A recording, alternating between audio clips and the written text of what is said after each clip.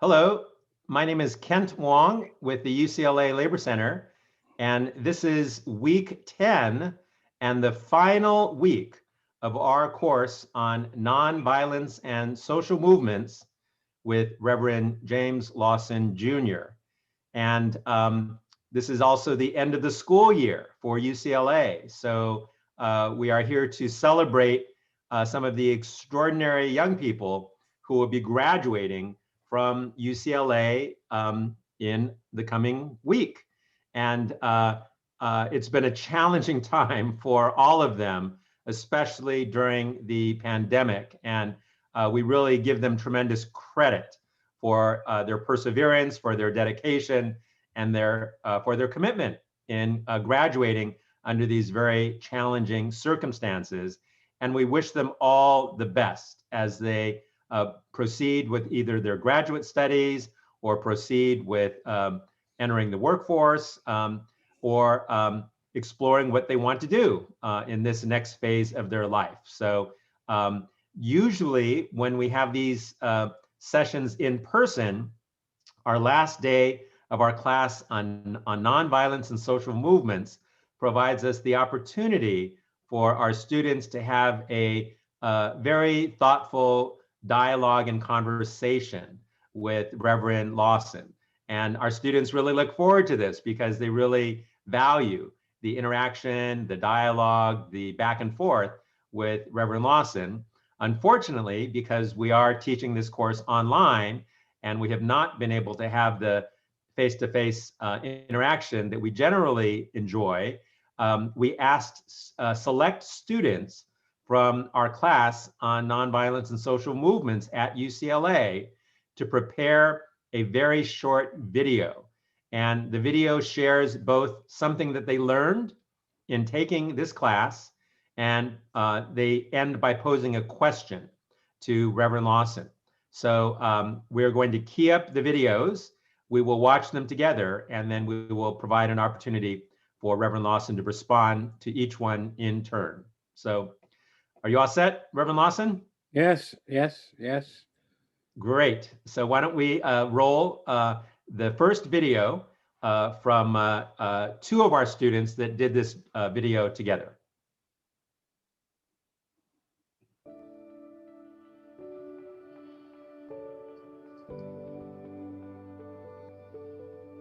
Okay. So, hi, Reverend Lawson. My name is Golden. And my name is Harmony. We are part of Ms. Morales Perez's discussion section. We first want to say thank you so much for truly your life-changing work and being able to share your knowledge and expertise, not only with the class, but with the public.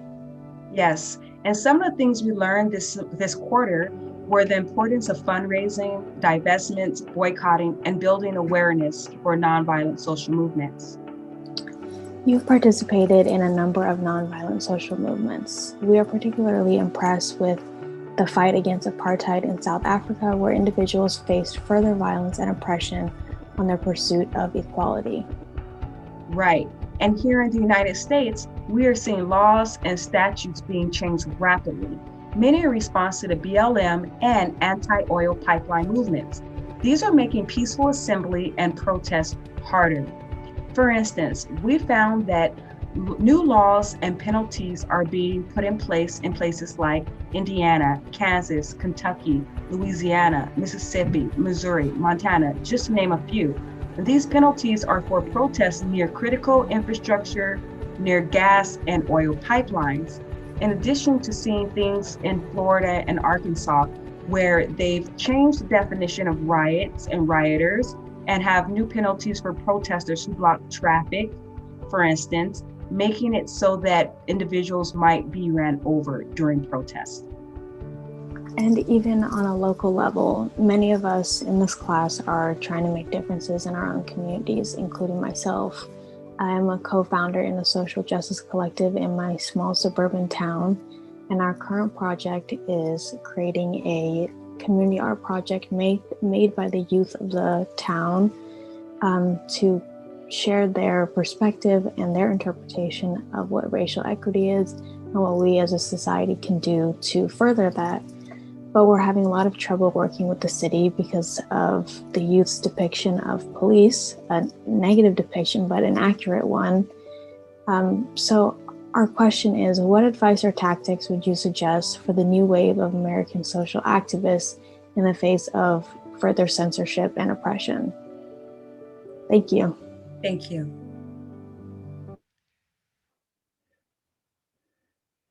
Very fine video. Thank you both for the video, for your thoughtfulness, and for the issues you've raised.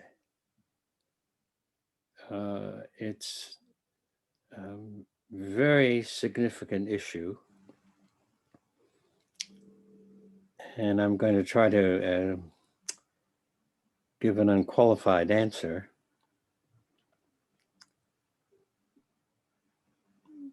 To it. Number one, the efforts to stop our march in the United States towards equality, liberty, and justice for all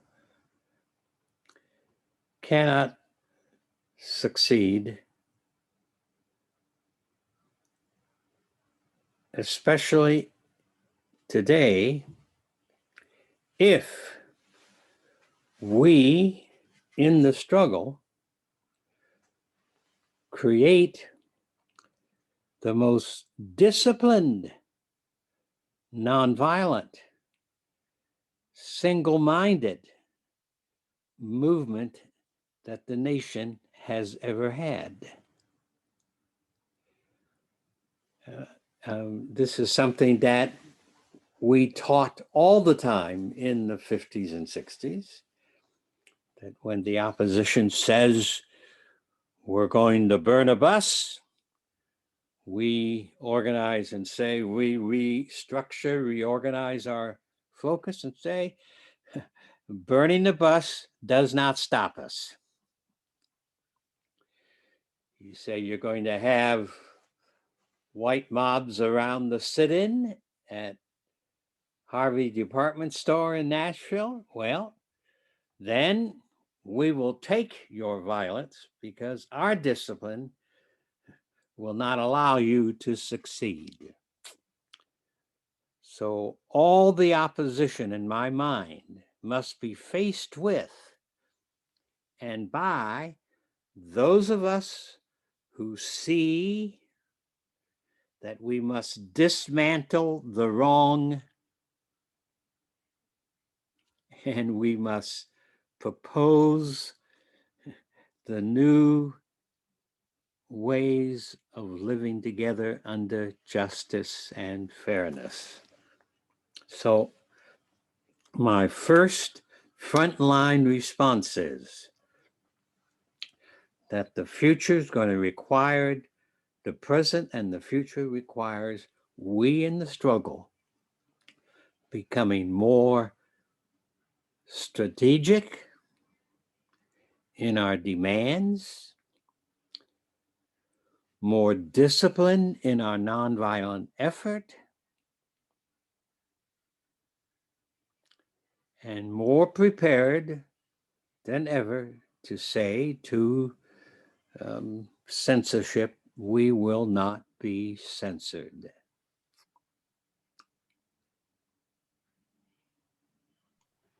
Thank you. The first two students were in the discussion sections of Alicia Morales. I just wanted to give a shout out to the 4 extraordinary teaching assistants who have been working with us this past quarter. And the next question is from a student who was in Emily Brauda's discussion section.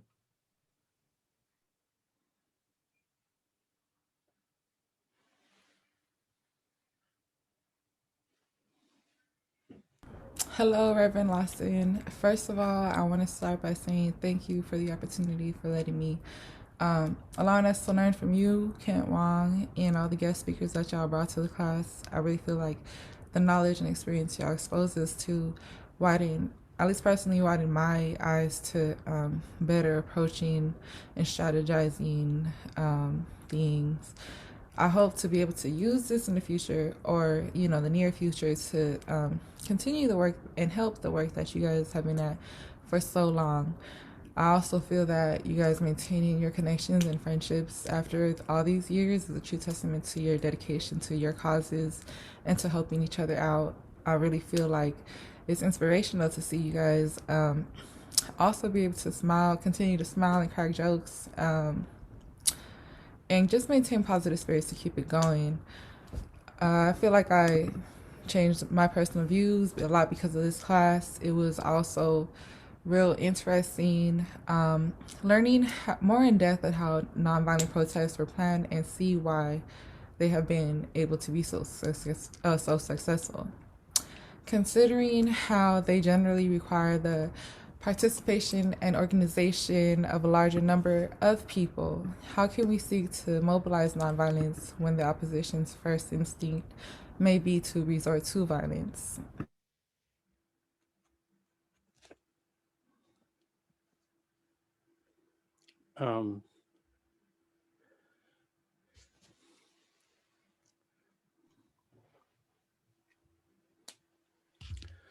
Well, it's a very important question. And right now, the Republican Party in the Senate is saying that the violence in America has come primarily from the left, whatever that is, which they never state, and from Black Lives Matter, and from Antifa, and the anarcho group, and the looters group.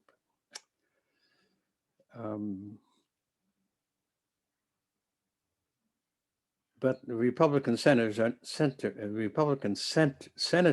are not students even of their own lives, not to speak of the nation in which they live and the states which they are supposed to represent, or the 330 million people of our country. They are incompetent intellectually and spiritually. But they are spreading the big lie. It's a huge lie. First of all, in 2021, we have an academy all around the world that has been studying violent and nonviolent movements like never before in history. And they are saying overwhelmingly, over either in Europe or whether in Asia or the United States, that the Black Lives Matter campaign between May and August of 2020 is the largest, most inclusive, extensive, nonviolent campaign in the history of the nation, if not in the history of the world. That 15 to 25 million people have been involved. That those demonstrations have taken place in more than 2,500 different locations around the nation. Small towns, medium-sized, crossroads, big cities, moderate cities, in over 5,000 locations. And that those demonstrations have been 97% nonviolent. I just started reading a book here a couple of days ago that was sent to me by a good scholar and friend, Erica Chenoweth, on all you need to know about nonviolence. And she is surveying a lot of the literature of the academic community on the character and quality of these campaigns. Many campaigns from the year 1900 to 2006. She was one of the original scholars of a study that pulled together a massive study about 10 years ago on these matters. She claims, she says, that from their studies, Black Lives Matter has been 97% nonviolent. The Republican Senator Ben Johnson from Wisconsin, therefore, is a grotesquely ignorant and unstudied man. The violence, according to many of those studies, and I've been examining those studies since last year, that is since July and August of 2020, those studies show that the number one source of the violence in the nonviolent campaigns, number one, is the police in the United States. They're the number one source of violence. In any number of occasions, local police forces have provoked and started the violence against a nonviolent campaign, shooting tear gas or so-called their projectile guns and tear gas, and or creating a phalanx across the street with 3 or 4 depth of officers and then marching up against the demonstration and pushing them back. So most of the violence has come from the United States culture of violence, as represented in the police forces. Then some violence has come from Antifa and from the anarcho group, both of which are primarily white young adult groups who do not plan any demonstrations, but come out when Black Lives Matter demonstrates and says to Black Lives Matter, you don't know what you're doing. Because the way to do it is to sabotage some property. The way to do it is to sabotage, fight the police, hand wrestle with them, throw their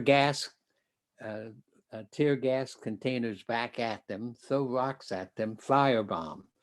All right, but these are white groups telling Black people, we don't know how to fight the racism that kills the George Floyds.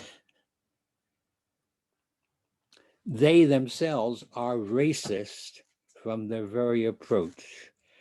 And they are racist because they've said that the lynching against Black people represents a tool for fighting racism, and it does not. So you can see many of these studies. If you look up the name Erica Senaway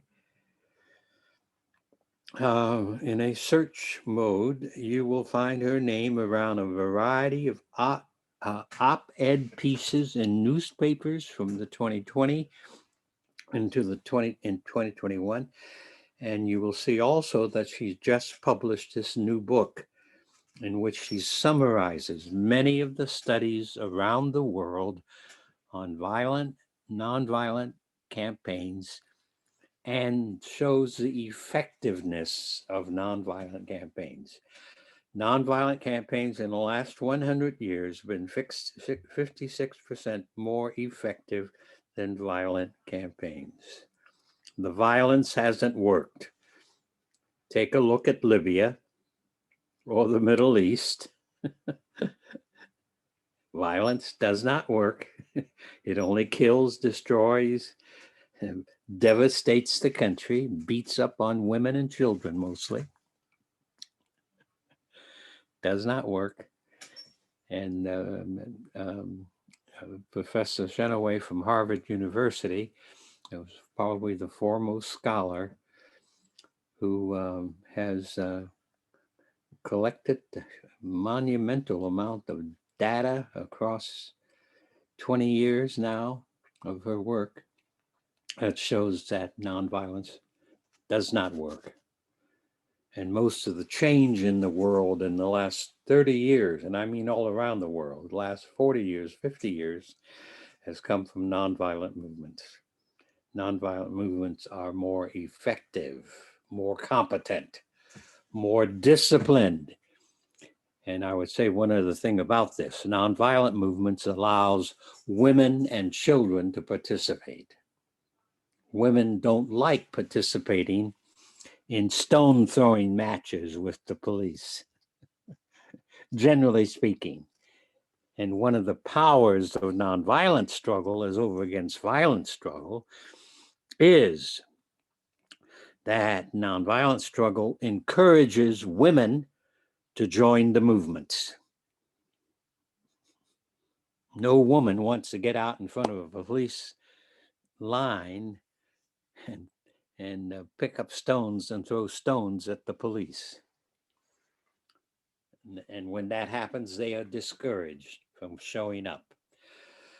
So I just point out to all the activists and you in my class, you need to understand violence discourages the size of our resistance movements.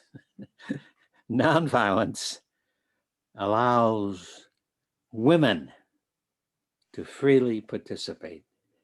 And after all, we cannot break down economic justice if we do not break down sexism and male domination of our country, of our world.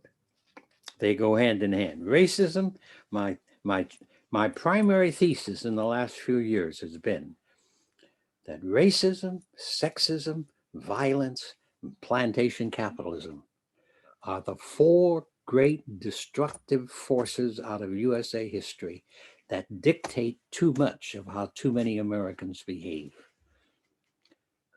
The Rosa Parks, Martin Luther King nonviolent movement, 1953 to 1973, is the great option for USA people, and especially for those of us who want to see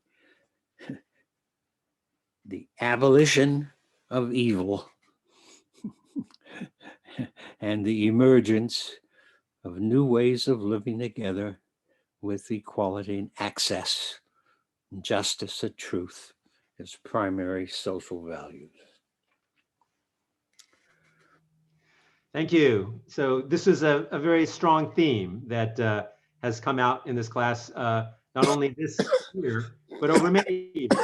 So this whole notion of nonviolence and the frequent response through the use of violence, as well as an examination of what strategy and tactics are most effective in creating long-term social justice and social change.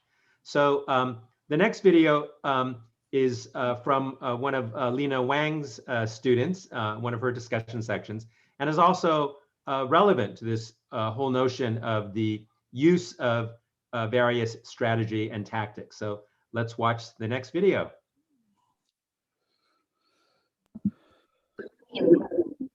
Hello, Reverend Lawson. My name is Mina Nochi, and I am a second-year student majoring in public affairs and minoring in labor studies and education. And first, I would say the reason why I decided to take this class was because I wanted to learn more about different social movements that happened, not only in the United States, but also globally.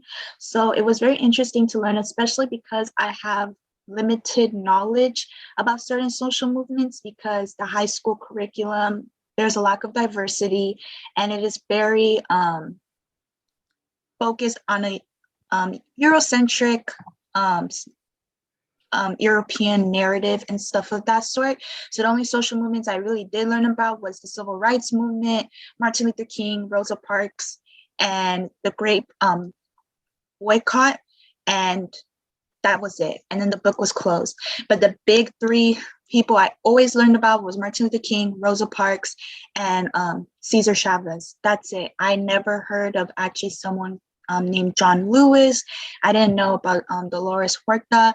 I did not know that there was even a movement for undocumented and immigrants. So being in this class really taught me a lot.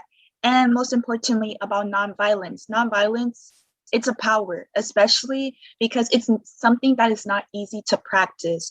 I cannot imagine someone like saying racial slurs at me, or even spitting in front of me, spitting on my face, spitting in my face and stuff of that sort.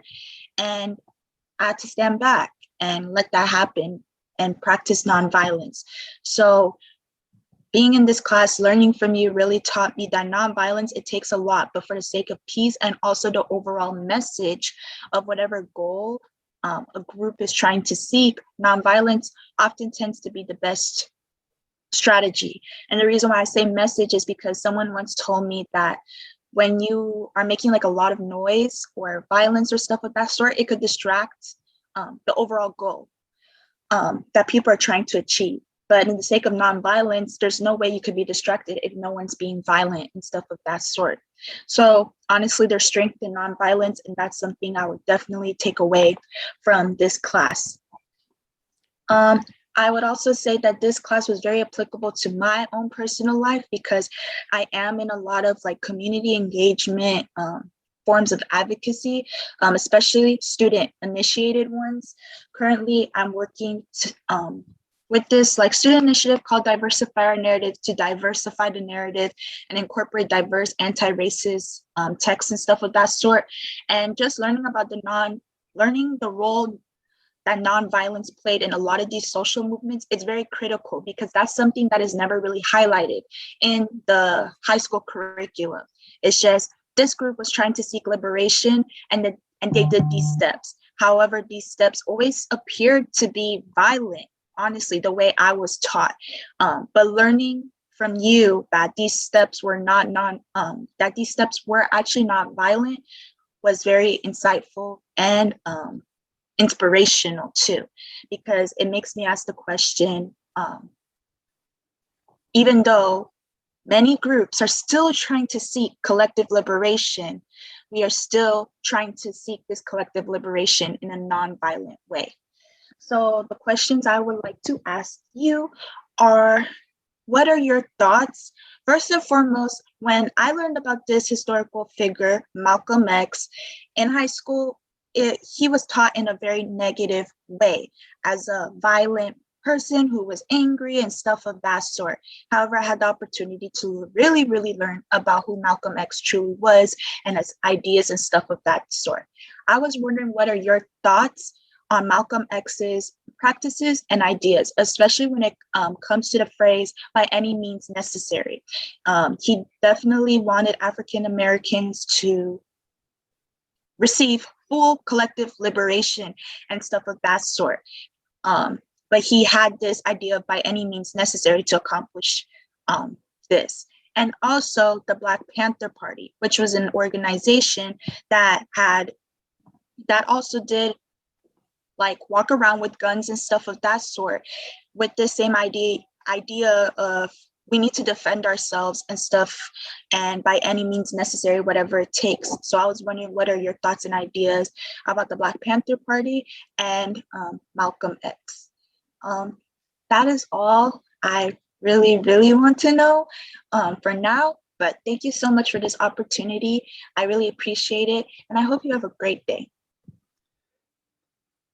Thank you very much for that thoughtful video and statement on our class. I'm glad the class has broadened your horizons in terms of movements and struggles, and especially about nonviolence, because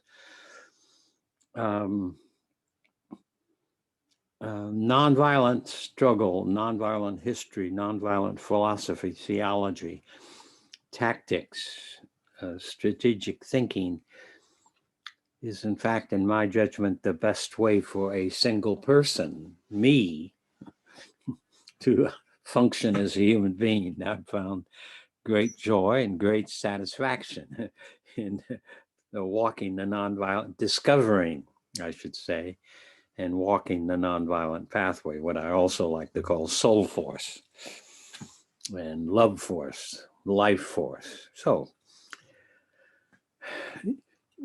yeah, our country, like so many issues in which it's confused, is quite greatly confused about Malcolm X. And I have read his autobiography. I've read a number of the books of his speeches across the decades. I followed him in the press and since at least the 1950s. Yep, since at least the 1950s. So what I want to try to say is that what I think a lot of shaping of Malcolm X is done by white progressive thinkers and some Black academics, and that much of what they say about Malcolm X is wrong. Malcolm X was not a violent man. He was a wonderfully transformed man of compassion and love. And let me talk about Malcolm X in 4 stages of his life. There are at least 4 stages, and these are divided up in just a major 4. His early life was rooted in white racism, where he lived largely in white communities, where he was openly in school and community called the N-word and mistreated. His father, his mother, his family. That's stage 1. It made him very angry.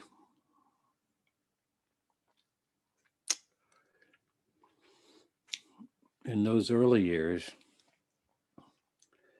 And the second stage of his life, therefore, that I want to lift up. First stage, white racism was the dominant human and political shaper of his life. Second phase was a criminal phase, where Malcolm decided, before he was Malcolm, when he was using his family name, he became a criminal. Mugged and robbed in order to make a living, and was picked up and convicted and served time in state prison. As I remember, it was in New England. I can't remember if it was Massachusetts or Connecticut. While in prison, he happened to meet 1 or 2 Black men who were using prison to transform themselves, so they were reading and studying. And with his great intelligence, that got Brother Little started in reading and study. And he was impacted by the Elijah Muhammad movement in that reading, his study of Africa, Black history. And when he came out of prison, he had cleansed his life and transformed into a member of the Elijah Muhammad Black Muslims. That's what it was called at that time. It was a cultic religious group saying that it was a part of Islamic movement, but it was a Black cultic group. One of the major belief systems of the Elijah Muhammad period of Malcolm's life was, and that's when he took the name Malcolm X, one of the important elements was the Black Muslims said something like this, that it is white people who are the children of darkness and children of the devil, and it is Black people who are children of light. Black Muslim, twisted, turned around rather, reversed, that's a better word, the racism. He became very quickly a major spokesperson in Elijah Muhammad movement of the Black Muslim, attached to the temple in New York, but spoke in Los Angeles and DC and Boston and many places, became the most prominent spokesperson for the Elijah Muhammad Black Muslim struggle. That's what got him in trouble, because he continued to read and think. In that period of time, you can find many statements by Malcolm X in which he said the civil rights movement and Dr. King were all wrong, that Black people should separate themselves from white people and join the Black Muslim movement. So his movement was a kind of a Black nationalist movement that said we can go it alone. We should form our own communities and nation and separate ourselves from the white devil. He did not participate in civil rights, at least from that perspective. He called our movement wrong. Then in the late 50s, early 60s, he began to see other elements in his thought. And around 63, he was engaged in a bitter personal struggle with Elijah Muhammad, and was told to stop speaking, that he could not represent that cultic group, and was banned from speaking for an entire year. And that's when then he decided to do the Muslim most important journey of going to Mecca. And he decided to do that since he was banned. It's wonderful the way his life transformed himself from the early stages of life with white racism to the Malcolm X of the Muhammad Elijah struggle, and then went to Mecca, where lo and behold, he discovered that his Muslim practice was not the practice of world Islamic movement, that the Elijah Muhammad Black Muslim struggle in the United States was false to the Quran and to what he experienced in Mecca. And that brought about a complete transformation, in which he determined he was in fact an Islamic traveler and journeyer and person being transformed by the great world religion that is Islam. And as that happened, he had conversations with people like Congressman John Lewis and Diane Nash. In 65, he had a conversation with Coretta King. He came to the Selma Montgomery site and Selma and spoke, in fact, from the Brown Chapel pulpit. And he organized an international committee in which he was going to fight racism. And so that 64 awakening is the last stage of his life. And it was a stage then where he was talking with the icons of the struggle. And we now have a group of Black and white folk who have the transcripts of Martin King and Malcolm X's telephone conversations out of 64, 65, where they were promising to each other that they would work together for changing racism, uniting the Black community in the fight against racism in the United States. I'm hoping someday to see the transcripts from those phone calls. FBI, New York police had them all bugged. And as I say, some friends of our movement have those transcripts, so I hope they're going to publish them soon. I have not heard at all that they've been published, but they were hoping to.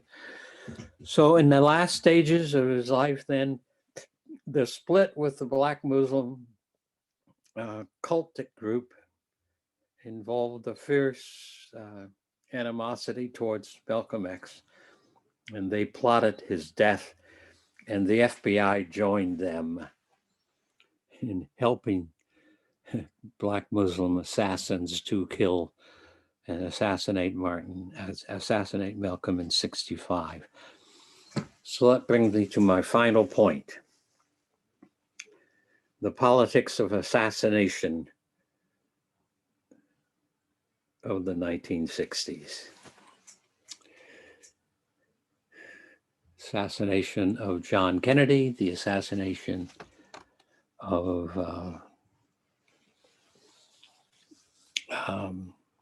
Medgar Evers, the assassination of Malcolm X, the assassination of Martin King, and then Robert Kennedy. Destroyed 5 extraordinary human beings, all of whom were increasingly committed to the notion we hold these truths, that all are created equal, and they were working on it. So the most important point to remember about this, from my point of view, is that the forces in the government, and I say that deliberately, assassinated these 5 men, whether they did it directly or indirectly, or had nothing to do with the actual planning. The politics of assassination disrupted our movement of the 20th century. And how very pleased I am personally that they could not stop the evolving of our movement, and that we have Black Lives Matter in the 21st century, which I've been saying in this class. I might have already said it in this quarter, that movements, campaigns of nonviolence in the 21st century is the only hope that our nation will not go bankrupt morally and spiritually, and that the democratic experiment will go forward. I do not see the Black Panther Party or some of the other splinter parties in the United States, like SDS or the Weathermen, as being significant to Black struggle. I speak not so much about the liberation struggle. I speak much more of the necessity of dismantling every vestige of slavery and racism and Jim Crow law and practice, every economic chain that have been imposed upon Black people for the last 180 years, longer, of course, must be dismantled. I speak much more of the need for each person becoming a life force and joining the struggle for social transformation, personal and social transformation.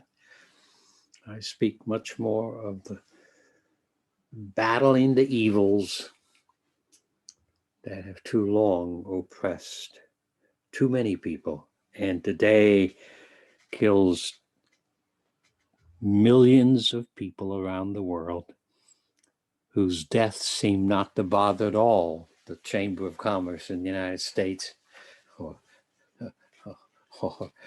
Exxon. So I don't think, I say that Black Panthers are not an important element because the Black community has chosen from 1960 to get into the Democratic Party and transform the Democratic Party into a party for Black people and for all the people, 330 million of the USA. And I think that that important political movement since 1960 is the movement that we Black people must, and that we do support 90% or more. So the splinter parties may be a nice piece of history, but in my judgment, they do not represent where the Black community is or what the Black community needs. Thank you. So our final video is actually a group of 4 students who are in Nina Monet Reynoso's discussion sections. Nina Monet Reynoso actually is one of our very first 2 Lawson Teaching Fellows this year. So not only has she been the teaching assistant in our nonviolence class, but she and Shikari Byerly have both taught classes through our labor studies program. And we've named this in honor of Reverend Lawson. So they are the first 2 Lawson Teaching Fellows of UCLA, and both are extraordinary emerging scholars. And we're so pleased that they have taught with our labor studies class this year.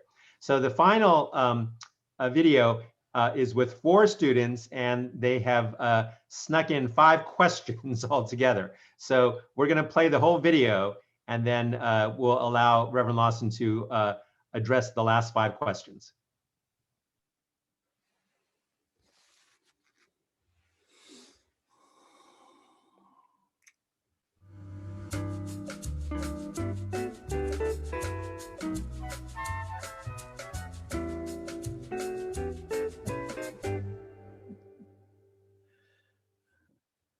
Hi everyone, my name is Dario Green. I am a 4th year double majoring in public affairs and African American studies.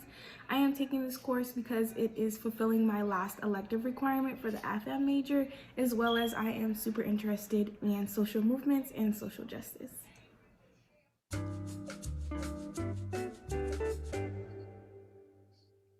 Hi, Reverend Lawson. My name is JESSA MAHERAS. I am an undergraduate here at UCLA studying international development studies and gender studies.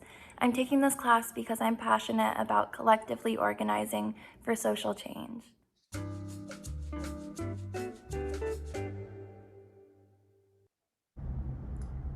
Hello, my name is Justin Wright. I'm currently a 3rd year at UCLA, and I'm taking this class because I've always been interested in all nonviolence movements and very interested in actually your involvement of just being an activist in general.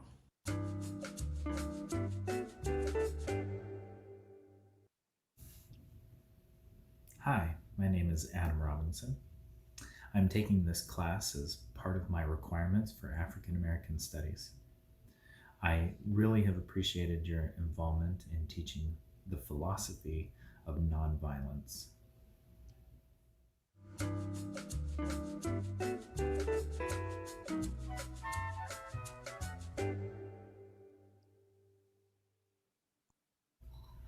What was your favorite part about teaching this class? Well, I badly miss. I think we'll let the full video run first, and then you can answer. What is your advice for UCLA students who want to get involved in social justice movements?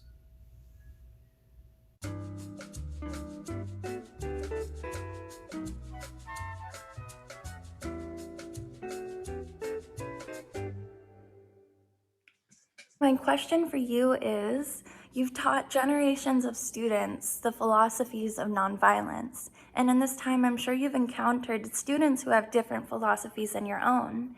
How has interacting with students impacted your own view on social justice?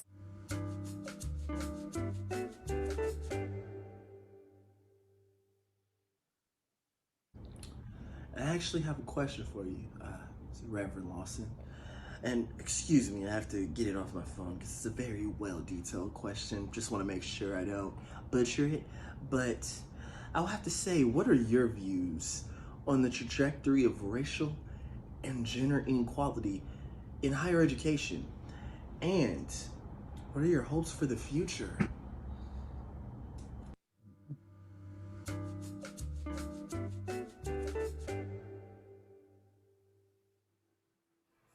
Tea time, and question number 5 is, do you see a future where nonviolence is the most powerful tool to dismantle systems of oppression? And if so, why? And if no, how should nonviolent movements move forward?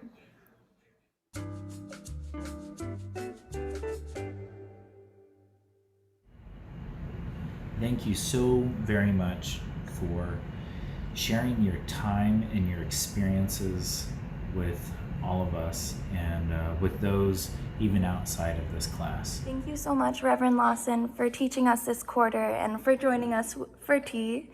Thank you for expanding my perspectives on the possibilities of change that nonviolence can make in this world. I just want to say thank you, Reverend Lawson. You opened my mind up in very different ways throughout this whole quarter, and it was just a great pleasure to just hear your whole philosophy and how you just really approach nonviolence movements. Thank you, and I wish you the best. I just want to thank you, Reverend Lawson, for having tea with us and for expanding my perspectives on the possibilities for creating a more just world. I really enjoyed coming to class every day knowing I would gain so much knowledge from such a pivotal leader and advocate for social change. I learned so much, and I want to thank you for all the wisdom you have brought into this space and for making my last quarter at UCLA a memorable experience.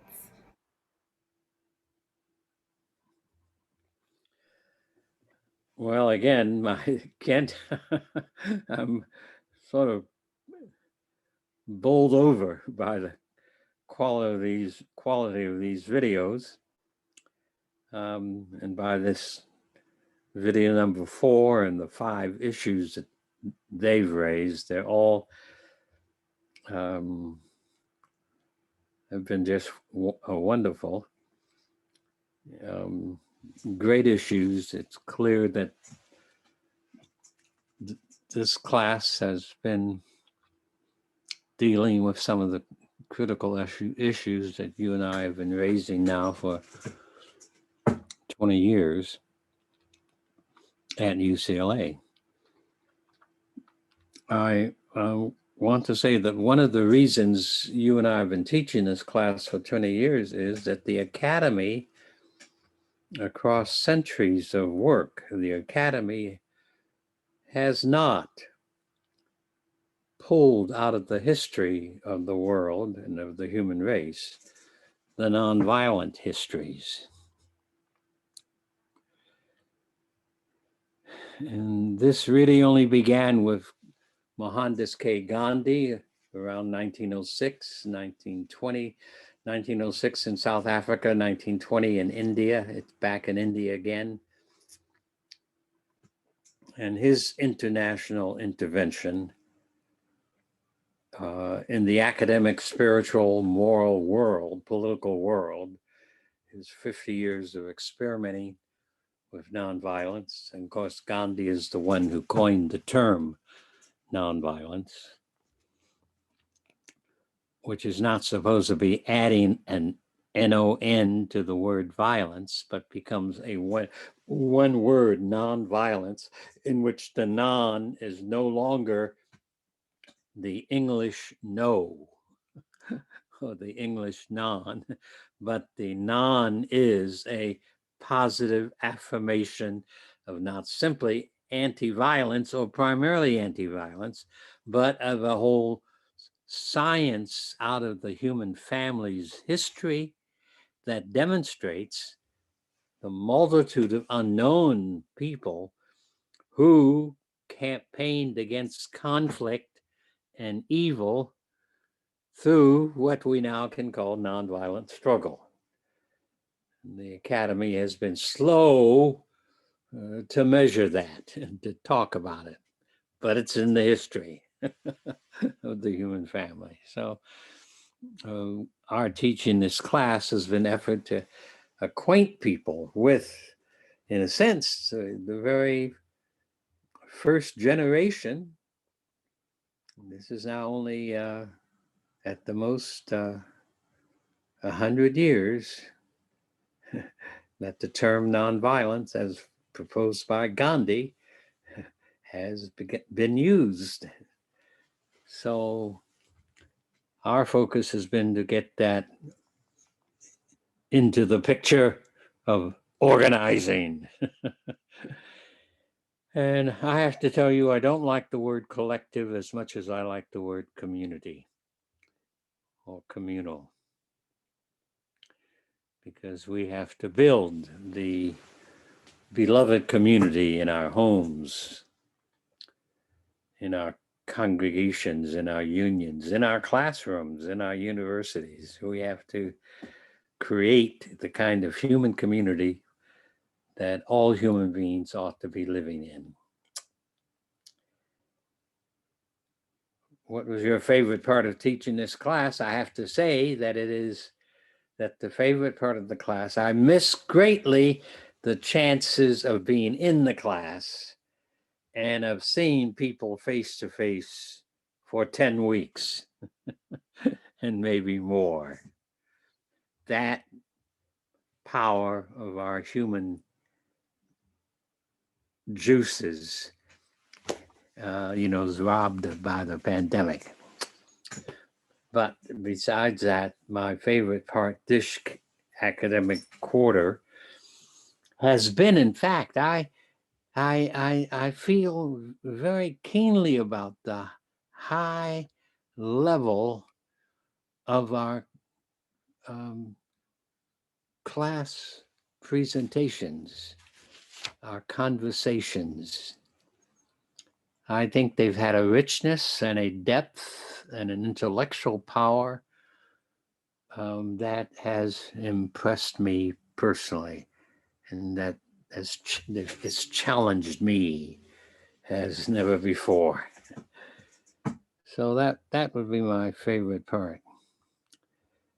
2 points for question 2. Number 1, be a nonviolent practitioner. Do your homework every day to become a transformed person of love and truth. Get out of your system all the cultural junk about people, including about yourself. Be transformed. Make your own transformation, in one sense, one of the great pillars of your participation in social movements. You cannot replace wrong by doing wrong. You cannot change hatred by becoming a despiser of life.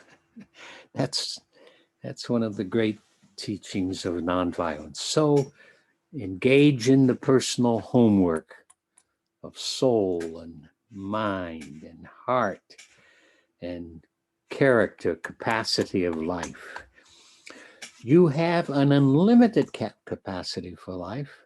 You are a life singularity. In you is all the stuff of life potential that can run you and push you far beyond anything you imagine possible.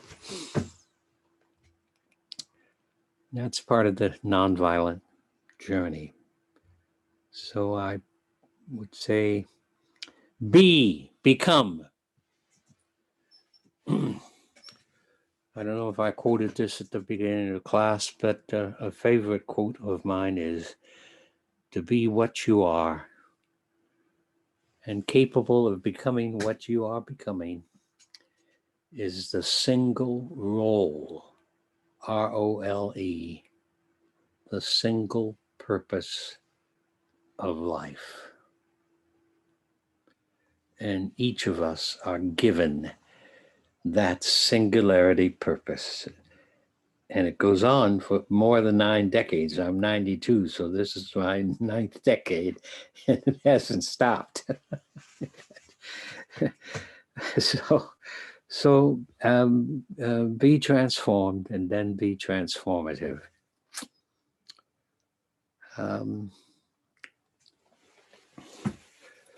I think I am very, very grateful for 20 years with Kent and UCLA because, among other things, it has helped me to take a lifelong experience, 70 years of experience of practicing nonviolent struggle in many campaigns and in many cities, actually, and different issues. The students, facing students each year, have enabled me to try to stay current and up to date in myself, to remain contemporary. So this has been, for me, a very rich journey to have the privilege of teaching for 20 years in a row this class at UCLA. And it has helped me to keep reading, to keep thinking, keep studying, and keep wanting to put these ideas and history where people can access them. Number 4, what are your thoughts on racial and gender inequality in higher education? I want to tell you, I have watched higher education be literally transformed. Not enough. Not enough.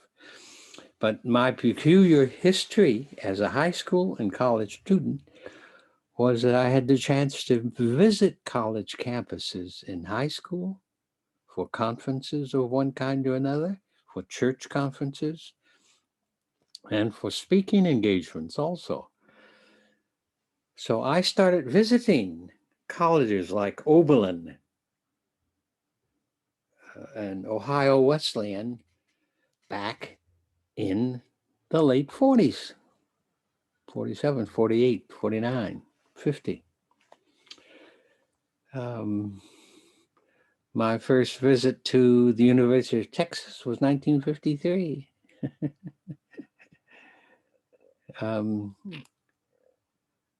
I visited campuses. Before 1970, almost all of the campuses were white male-dominated campuses. All white male professors. I never had a woman professor in college or in graduate school. Never had a woman. Never had a black professor or a professor from Asia or a professor from Africa or India. All my professors across my lifetime were white male. And that's what I saw on campuses. But as our movement, the King, Rosa Parks movement, 1953, 1973, the atomic energy engine for what's called the civil rights movement of the 20th century. Since that, as I have visited some of these same campuses, women are now professors and everywhere.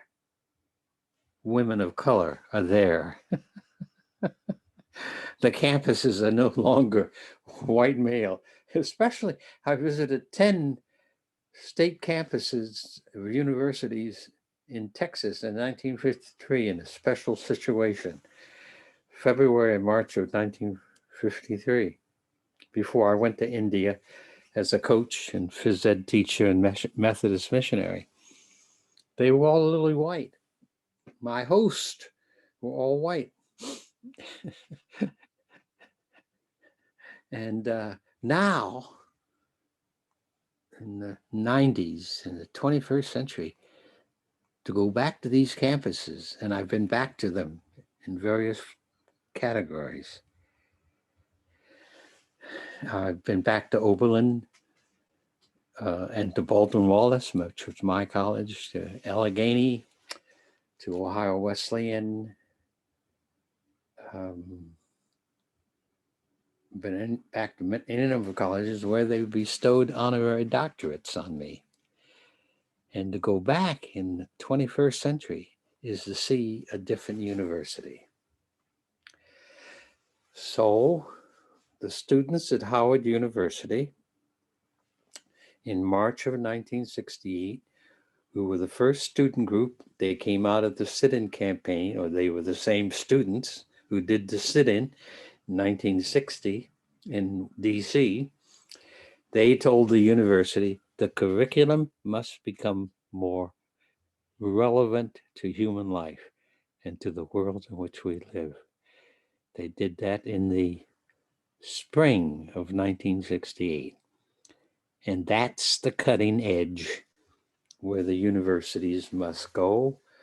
That's where the issues of racial and gender equality must come alive.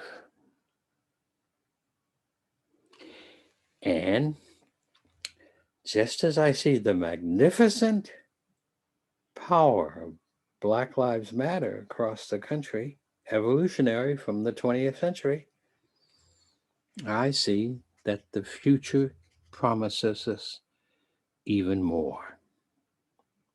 If we discipline ourselves around nonviolent struggle, nonviolent philosophy, if we try to build our structures around the beloved community, or what the great teacher from Nazareth, Jesus, called the kingdom of God on earth, the order and beauty of the universe in which we live, being established in the life of the human family on earth.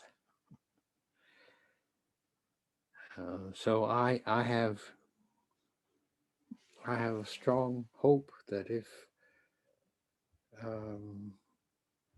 through the 21st century, the movements can go on, but especially in the United States of America, I don't think there's any limits to human possibilities. The limits come from war, from plantation capitalism, from failure to put our national budgets and the babies and the children and the young people of the nation,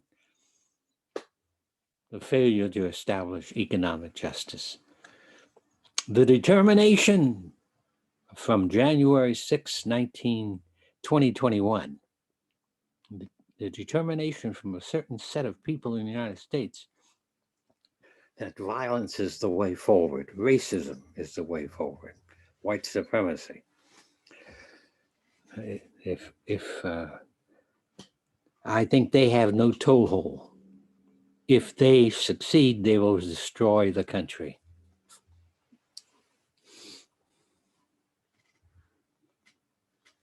If we in the nonviolent movement continue to grow in discipline, in effectiveness, in demands, in nonviolent behavior, nonviolent strategic thinking, I don't think we can even imagine what the possibilities are for the future.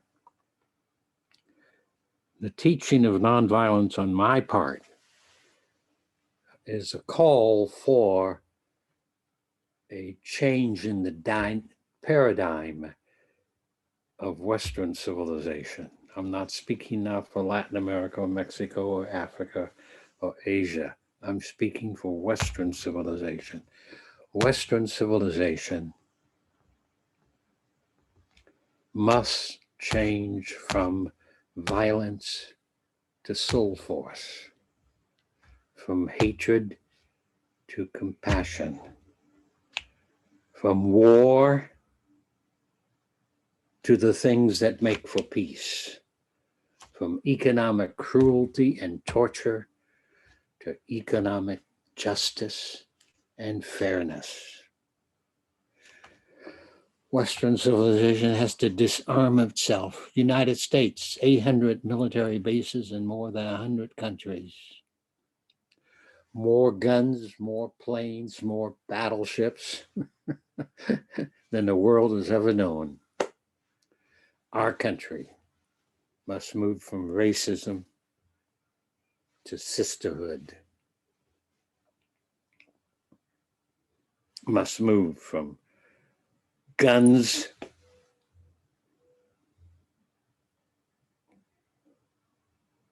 to justice,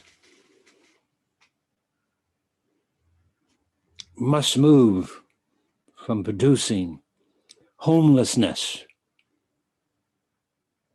to creating humanity in all categories of life. Western civilization, led by the United States, must change the way we live, or else we will live ourselves into annihilation, is the word that Martin King used. Gandhi and King both said that if the Western world and the human race cannot find its way to move from violence to soul force, it will march deliberately to suicide by technology or by whimper or by explosions unimaginable. So we are not teaching nonviolence in UCLA just simply as a gimmick or a tactic. We're teaching nonviolence, calling for a change in the way of life. And we hope that enough has been said to you in our class that will provoke and stimulate you for the rest of your lives. In the last 100 years, Erica Sinaway and the number of the scholars grouped around her at Harvard University and around the world have shown us that the most effective changes in countries around the world have come from nonviolent struggles. Violence has been most ineffective.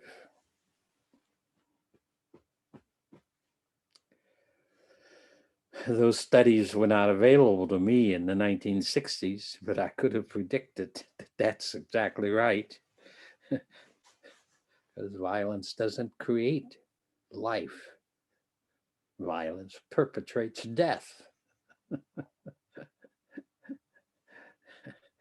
So I hope you recognize that I see that soul force, nonviolence, love force, life force, spirit force is the hope of the future.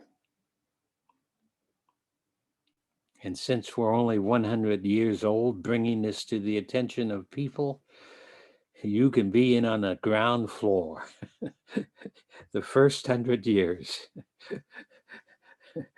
becoming the human beings who help the human race, not simply to survive, but to live in the full imagination of our gift of life.